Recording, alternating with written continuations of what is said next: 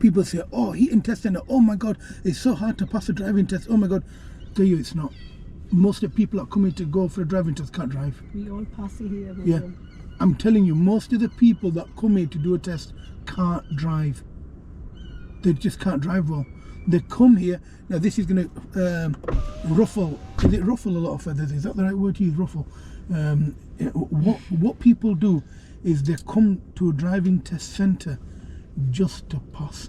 They get in with the instructor just to pass a test. They don't learn to drive a car. You know, when you learn to drive a car, passing the test is easy. So they don't do the lessons, they just do the test? Yeah. So it's a bit like you going to do a theory test and not studying the app. That's not good. Yeah? Yes. Do you know Fatima, I've got a theory test that she did about 4 years ago. She wasn't able to drive a car.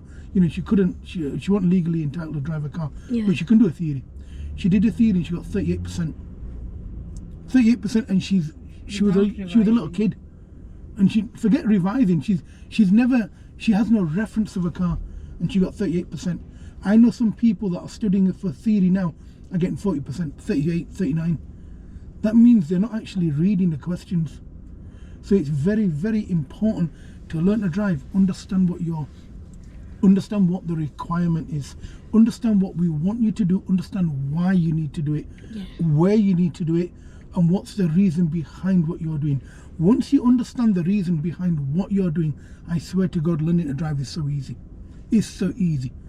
Now the thing is, in Bradford, most people, and I don't mean it in any disrespectful way, they don't learn to drive. They just get on the road. So they do a little bit of driving, like you do, a little bit of driving, then they just keep booking tests until they pass. It doesn't mean that they understand how to drive. It means they've passed the test. Some people I know have done 8, 9, 10. I get messages of people that have done 15 tests. There was a boy that messaged me about a month ago. He's done 13 tests in Thornbury. He sent me all the printouts. And the thing is, hopefully you're passing the first.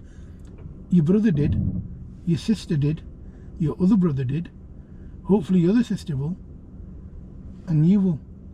It's not about going for a test and doing lots of tests. You fail a test, you fail it, no big deal. You rebook another, you do another. But you need to be able to understand everything you're doing in a car.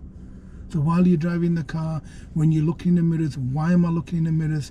If I'm looking in my left door mirror, why am I looking in the left door mirror? If I'm looking in the right door mirror, why am I looking in the right door mirror? The reasoning behind that, because you know, when you're looking and you're looking in a straight line, you will see everything you want to see in a straight line. But if there's anything 2 inches higher than that, you have to adjust your focus. You need to understand why you're adjusting your focus. I mean, look at that boy that pulled out on me today. Not pulled out on me, pulled out on you. Do you know, if I was driving that Ford Fiesta and I was going 30 miles an hour, maybe I would have gone into him. You know, it would have been an accident. But if I went into him, and I went into him now, you know, the weakest part of your car is your doors. If I crash into your door, I will cause you serious injury, very serious injury. Only now, new cars, they have steel bars that run across the doors. Before, there was nothing there. So if you crashed into somebody, you would make a mess of them and they would be in a hospital. So it's very important that when you're coming out at a junction, that you time what you're doing and you make sure the last person that you do it with is with the instructor. Because if it's pupil, because what it does sometimes, it causes so much trauma to the pupil, it scares them into not driving a car. So it's very important that, you know, when you see something like that, you think, oh my God, he's pulling out. Slow down. Even though it's your right of way, it's your priority on that road. It was your priority. But even then, it's like that taxi driver just now. That taxi driver, he eventually flashed me and he went, thank you for not going into his car. And the reason why I horned at him, because I knew he wasn't stopping. But I'm experienced on the road enough to know that at his current speed and his current projection of where he's looking, it's unlikely he's going to stop the car. And that's how you become an experienced driver. By understanding, thinking, mate, you're not stopping. Mate, you're not going to be able to stop. Do you know, like in class, you'll meet one of your pupils in your class and you think, mate, you're not passing your exam because you haven't even studied. And what happens when the exams come out? He fails. Because you know he's going to fail. He's not studied. So if you're not going to learn to drive properly, you're not going to pass the test. And this is the only thing about Bradford Test Centre. People are saying, oh my God, you know, I went to Heaton Test Centre, oh, they don't like me because I'm this or because I'm that colour or because of my orientation. No, because you're not driving properly. Yeah. So it's very important that you understand there's nobody to blame about you driving. You just do the best you can. Stop reading the comments, I'll turn the screen down. I'm watching what you're doing. You should tell your mates to watch you on a live stream. No, they make fun of me.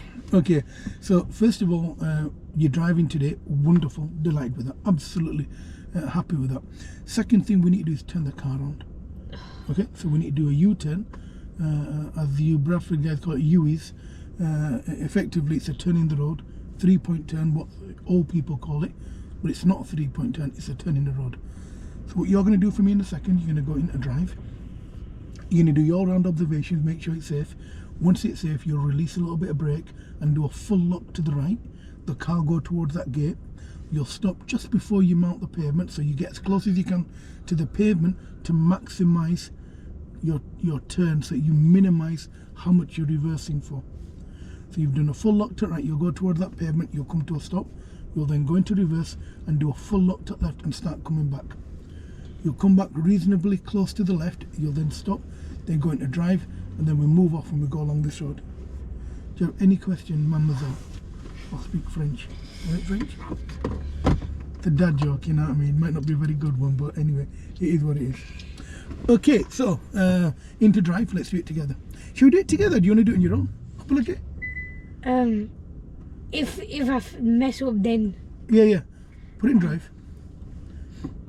You have to push your brake. Read the instructions. Yeah. That's it, yeah. Okay then, so can I just let you crack on with it then? Yeah. That's it. Good. Yeah. Okay. Yeah. So you need to steer in the opposite direction. Steer faster and move slower. Steer faster, don't look at the camera, look around. I've never looked at the camera. And we're going to stop here, look there, so we don't mount the pavement. Okay, now what gear do you need to go into? yes. You need to move forwards, don't you? So Yeah. go into a forward gear. You're beating somebody up by moving your... Do it, my sleeves are too Okay, big. so go into drive and move off when it's safe. Yep, don't give gas, do a full lock. So you start going in that direction, good. Now touch the gas if you need it, but keep steering. There you are, and now carry on, straighten the car up and carry on.